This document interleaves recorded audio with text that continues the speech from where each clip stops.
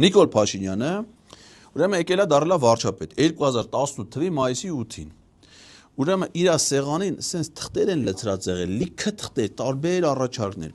Մեկը հայերեն, մեկը ռուսերեն, մեկը անգլերեն, հա, ինքը դենտել ֆրանկոֆոն է, գիտես, ինքը ֆրանսերեն է լավ գիտի, այդ հայերեն, ռուսերեն, անգլերենը այդքան էլի լավ է, բայց հիմնական իր լեզուն ֆրանսերեն է։ Հիմա նայում այս խառը թղթերի մեջ գլուխ չի անում։ Ու տենց անցնում է ուղիղ մի տարի 18 թվականի մայիսի 8-ին ինքը դառել է վարչապետ, մի տարի այդ թղթերից գլուխ չի անում, մի տարի հետո այդ ԵԱԿ Միսկի համանախագահն ասում է, այ մարդ, ախ այդ ինչ թղթեր եկե բերել է ցես աղիմ կախին։ Հələ մի հատ կարելի է կարճ, ես բանը կրթություն չունեցող մարդը, Իջևանի թիվ 1 դպրոցի շրջանավար, կլի ինձ մի հատ խաղալիքներով, բաներով կարճ կոնկրետ մի հատ գրեք տակ թե ինչ մի տարի հետո 2019 թվականի հունիսին